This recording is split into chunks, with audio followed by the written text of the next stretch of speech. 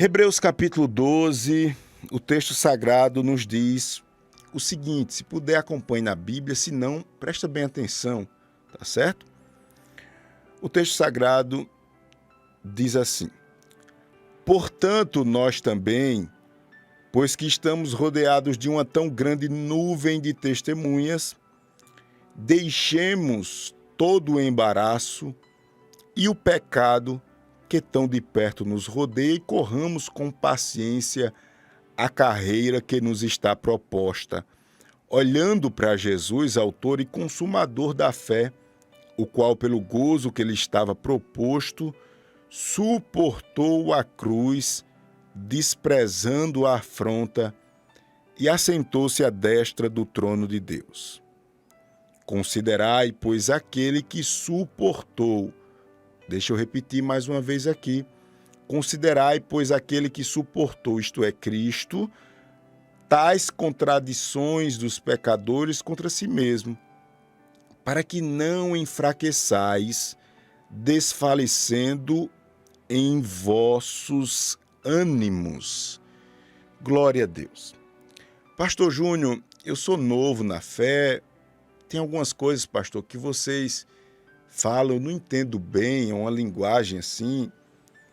Ou mesmo você que já tem um tempo, você vai receber essa palavra, porque eu peço muito a Deus que Deus me dê uma linguagem simples e direta, sem arrudeio, para que nós possamos alcançar o maior número de pessoas com a palavra que gera vida e salvação, a palavra de Deus. O tema dessa reflexão é perseverando em meio às provações. Não é novidade, irmãos, que nós temos muitos motivos para desistir dos nossos objetivos. Talvez você diga assim, mas pastor, essa palavra é para mim, pastor, porque sabe o que é a pessoa se sentir cansada? Ô pastor Júnior, você sabe o que é a pessoa se perguntar: para que eu estou nessa vida? Por que eu nasci? Eu vou para onde? Sabe, pastor, sim, eu estou deixando a vida me levar e as coisas estão acontecendo. Eu não imaginei, pastor, passar tanto tempo vivendo essa angústia, sem uma esperança, sem ver uma saída, sem ver uma luz. Eu acho, pastor, que eu não vou resistir. Olha só, a Bíblia fala assim do dia mau. A Bíblia fala assim do deserto. Isso tudo são momentos que a gente gostaria de evitar. A gente não gostaria de passar por esses momentos. Mas o que me preocupa mais não é as pessoas que estão passando por esses momentos. Há pessoas que estão me assistindo agora que não estão passando por esse momento. Estão vivendo este momento de forma contínua. Isto é, já faz muito tempo. A sensação que eu tenho aqui era que esse negócio já era para ter passado, sabe? Já era para você estar vivendo outras experiências. Eu não estou falando de facilidade, eu estou falando de outras experiências. Eu não estou falando de uma vida maravilhosa agora, que você não vai ter problemas, não. Eu estou falando de sair do mesmo problema, enfrentar até outros problemas mais sérios, mas de tal forma que você esteja crescendo e se movimentando. Enquanto eu falo isso, o Espírito Santo me mostra, através dessa palavra, que há pessoas que estão rodando no mesmo lugar, como aquele povo no deserto, e não sai do lugar. E aí, a vida vai passando, as pessoas vão avançando e você continua na mesma murmuração, no mesmo problema, afrontando Deus e o seu povo, questionando Deus e as pessoas, Ah, você tomou uma postura muito ruim. É a postura do vitimismo. Ah, todo mundo está contra você. Ninguém gosta de você. Ninguém te ajuda. A vida é mais difícil para você. Olha só. Deus quer lhe ensinar uma lição. E essa lição é uma lição que passa pela dependência. Deus quer que você dependa dele. E que você continue nessa marcha. O perseverar aqui é não parar. Você precisa olhar para o horizonte. E em nome de Jesus, através dessa palavra eu ministro sobre a sua vida. Visão de Deus. Não é o que você escuta, não é o que você teme, não é o que parece ser, é o que Deus determinou. Você é menina dos olhos de Deus, você tem valor. Olhe para mim. Você tem um futuro promissor. Você é imagem e semelhança de Deus. Você precisa entender e crer nessa palavra. Eu vou repetir, você é imagem e semelhança de Deus. Você tem valores que talvez nem você mesmo despertou para tais valores. Você precisa resistir. Você precisa ser mais forte. Você precisa controlar suas emoções. Você precisa apelar mais para Deus. Daí a grande lição que esse texto nos ensina, perseverando em meio às provações. Eu vou continuar. Eu vou continuar. A força vem de Deus. A providência vem de Deus. Eu vou esperar mais um dia. Eu vou esperar mais uma estação. Eu vou esperar Deus se manifestar. Eu vou perseverar. Olha só. Entenda isso, que aqui tem uma mensagem poderosa de Deus para você. Você que ligou agora, chegou. Os irmãos do YouTube, do Facebook, desculpa, eu apertei o botão errado aqui. Entrou a live agora. Mas deixa eu falar uma coisa para você. Tem uma mensagem poderosa aqui de Deus. Se você entender isso, eu quero ter o prazer de um dia lhe conhecer. Ou talvez ver o seu recado nas minhas redes sociais. Dizendo, Pastor Júnior, eu aprendi a lição. Pastor, fale aí, eu peço sua atenção. Olhe, o segredo da vida espiritual não é você ser o mais santo, orar mais, ser o mais ativo na obra de Deus. Não é você ter mais talentos ou dons espirituais. Não é o segredo. O segredo da vida espiritual está na constância. Tem pessoas, olha, mais santas do que você. Tem pessoas que têm mais preparo e disponibilidade do que você. Mas se você continua e não olha para trás, pouca força tenho, pastor, mas eu vou em frente, pastor Júnior. Eu sei que hoje as águas estão agitadas, o vento é contrário, pastor Júnior, mas essa palavra é providencial, pastor, porque eu ia olhar para trás, eu ia desistir, eu estava quase parando sem perceber, pastor, mas chegou essa palavra e eu vou orar hoje e Deus vai me dar força. Pronto, aí está o segredo. Você vai chegar na linha final. Você vai envergonhar os seus opositores. Porque há um rio cujas correntes alegram a cidade de Deus. Esse rio sai do trono de Deus, esse rio fala de força, de pureza, de alimento, providência. não vai faltar o necessário. Creia. Creia, não vai faltar o necessário. Creia, não vai faltar o necessário. Você que vai chegando, compartilhe, porque eu preciso que famílias ouçam isso aqui. O tema da reflexão é perseverando em meio às provações. E esse texto, ele fala de pelo menos 3 virtudes que nós precisamos obter para a gente, como diz o finalzinho, não desfalecer em vossos ânimos. Ou seja, não cair e parar pelo meio do caminho. Tem pelo menos 3 coisas que você precisa fazer assim, aqui, senão você vai se cansar e cair no meio do caminho. Você não foi chamado para ficar à beira do caminho, cansado, humilhado. Não.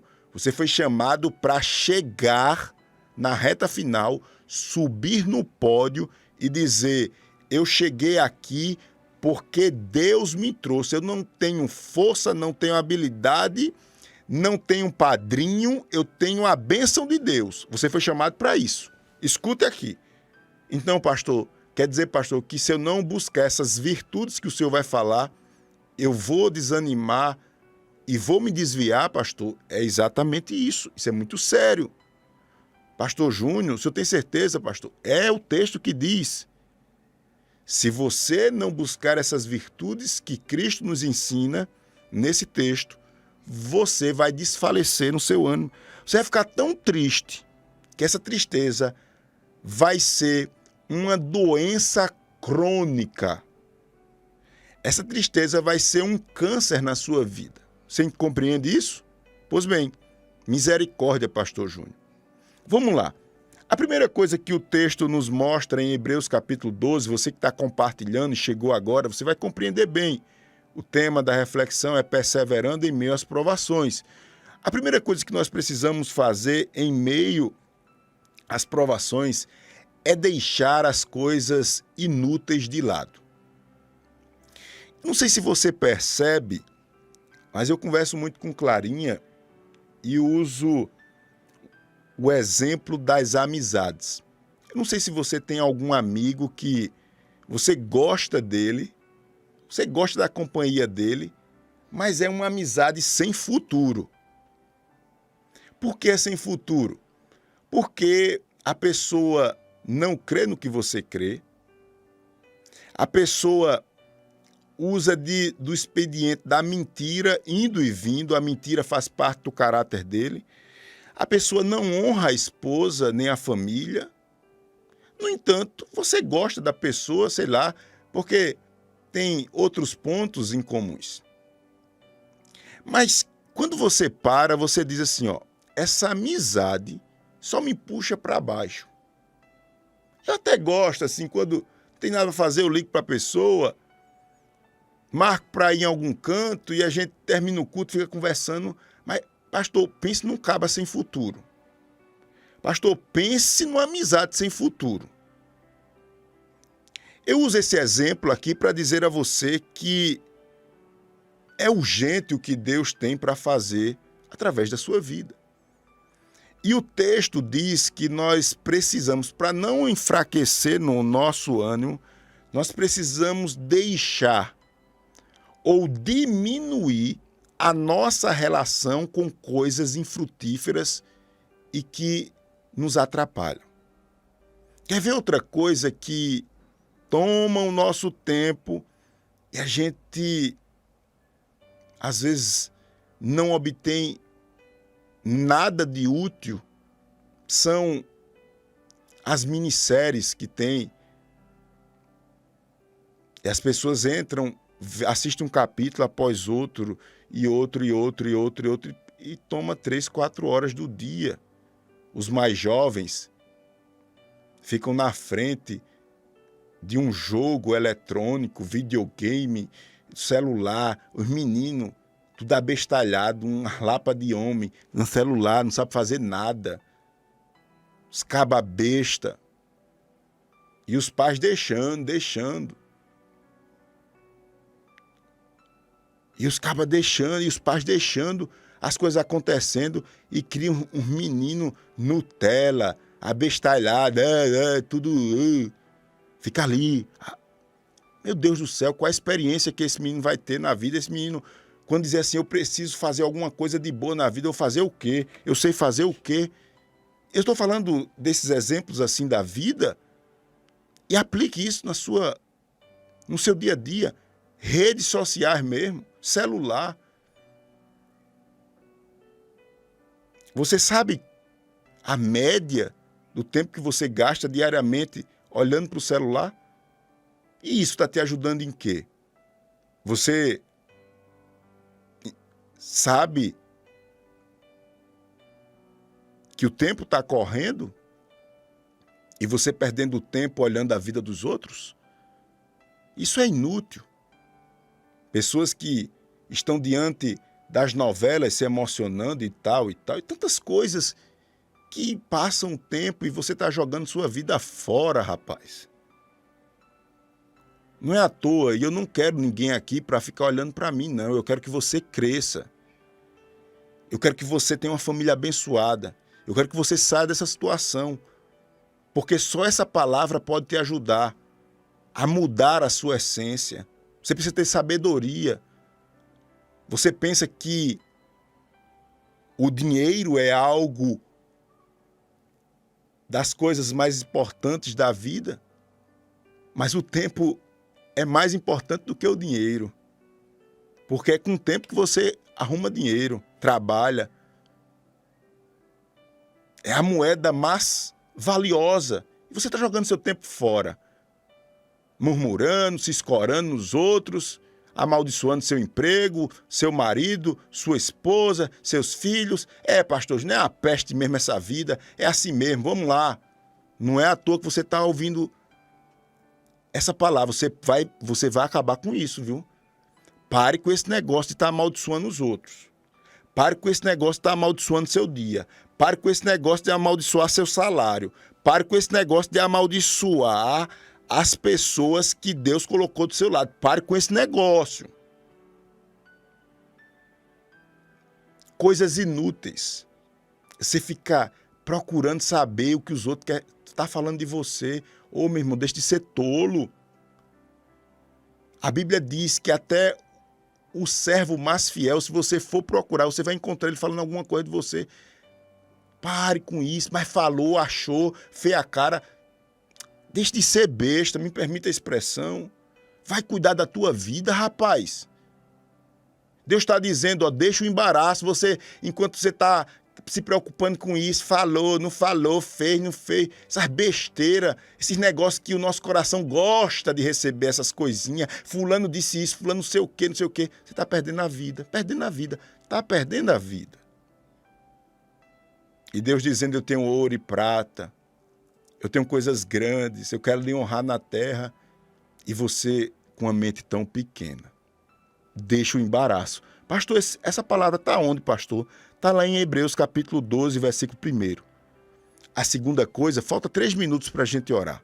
E eu peço que você compartilhe o máximo. Os irmãos do Facebook, eu entrei agora, me ajuda aí compartilhando. A gente errou aqui no Face, mas vamos lá. A segunda coisa que você deve ter à luz desse texto é paciência.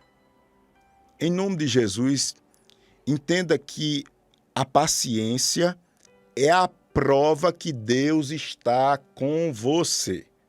Toda vez que você se vê irritado, quebrando princípio, ou mesmo sem tolerar o defeito e as fraquezas das pessoas, fique atento. Possivelmente o Espírito Santo, ele não está conduzindo suas atitudes. Eu vou repetir isso aqui porque isso é muito valioso.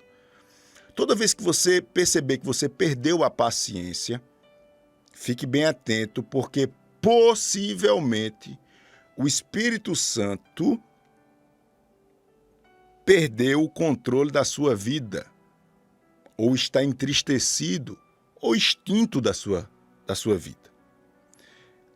A prova que Deus é na sua vida é expressa através do fruto do Espírito.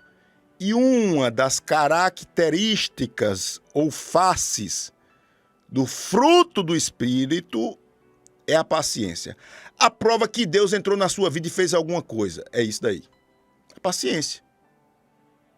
Mas pastor, não tenho paciência para nada, não sei o quê, não sei o quê. Olha, cuidado.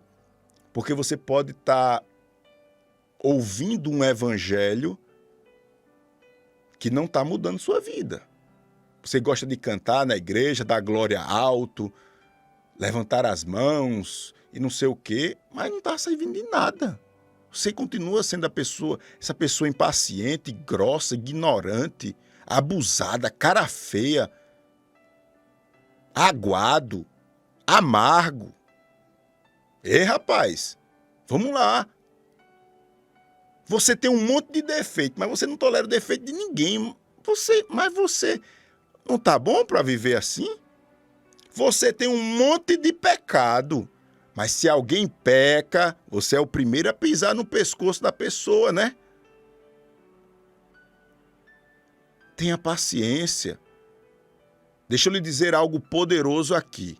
E eu peço que o Espírito Santo guarde essa palavra no nosso coração. Guarde o que eu vou lhe falar agora para a gente orar. Se você não tiver paciência, você vai tornar a sua família um inferno. Cadê as mulheres aqui? Os homens que querem crescer espiritualmente?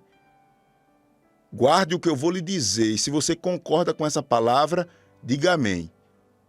Se você não tiver paciência, você vai tornar a sua família, a sua casa, um inferno. O inferno vai ser dentro da sua casa. A paciência, ela expressa a essência de Deus na vida dos homens. Quantas mulheres aceitam Jesus e de uma hora para outra quer que os maridos mudem? Não é assim não, irmã.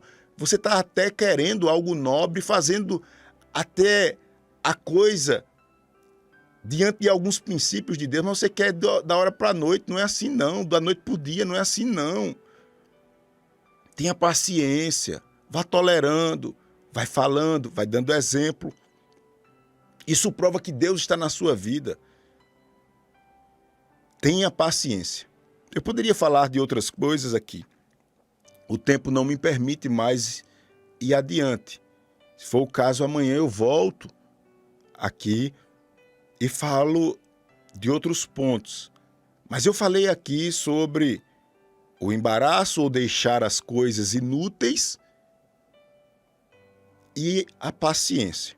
Caso contrário, você vai desfalecer e vai se desviar. É o que diz o texto. Amanhã a gente continua nessa palavra. Eu vou orar a Deus, possivelmente eu continuarei. Vamos orar? Vamos, nesse momento, pedir a Deus paciência, como a irmã Zelma está dizendo aqui. Quem achar por bem, digita: Deus, me dá paciência. Ah, mas quando a gente pede paciência, está pedindo prova. Esqueça isso. Você está pedindo a essência de Deus na sua vida. Deus me dá paciência. Deus me dá paciência. Eu quero ter paciência. Porque se você não aperfeiçoa essa virtude chamada paciência, você está prestes a se tornar um covarde. Os covardes não são pacientes. Os covardes são agoniados. Eles querem resolver, por isso eles traem a confiança. Os princípios. Deus, me dá paciência, Deus.